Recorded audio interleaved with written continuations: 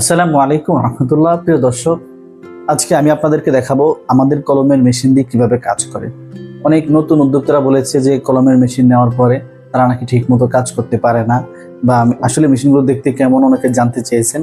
তাই আজকে আপনাদেরকে কলমের মেশিনের সেট আপটা দেখাবো ইনশাআল্লাহ। দেখেন, প্রথমে আপনার যদি কলম তৈরি করতে হয় তাহলে লাগবে আপনার কালি। এটা হচ্ছে আমাদের কালি। তারপরে লাগবে বডি, তারপরে লাগবে পিন, অ্যাডাপ্টার ইত্যাদি। এই বিষয়গুলো আপনার লাগবে।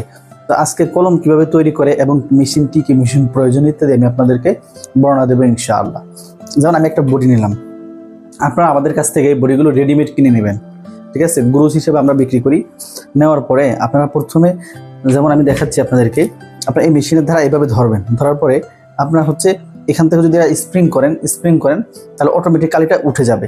কালিটা কতটুকু উঠছে না উঠছে সেটার জন্য যেটা বাড়ানো কমানো আছে সিস্টেম আছে, মানে অতিরিক্ত কালি কিন্তু উঠবো না।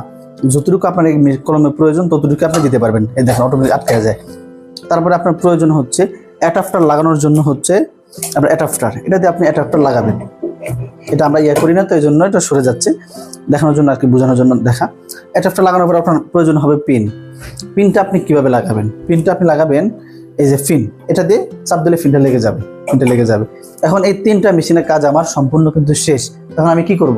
এখন আমার কাজ হচ্ছে আমি এই মেশিনে কলমটা দিয়ে 5 মিনিট ঘোরাবো।